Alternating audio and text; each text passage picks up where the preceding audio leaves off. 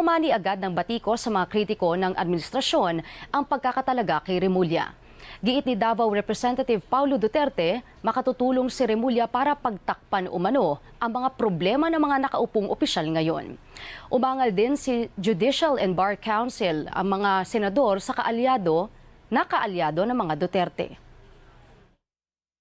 And if you hear it from no less than the Secretary of Justice, abrogating all the cornerstones of our belief in ourselves, in our Constitution, then you still include him as an applicant to the Ombudsman. Somebody who will preside over the lives, the properties and liberties of every citizen of this country.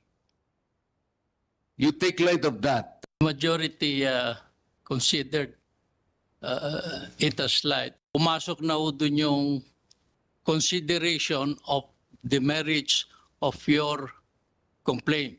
But they considered the reasons you gave.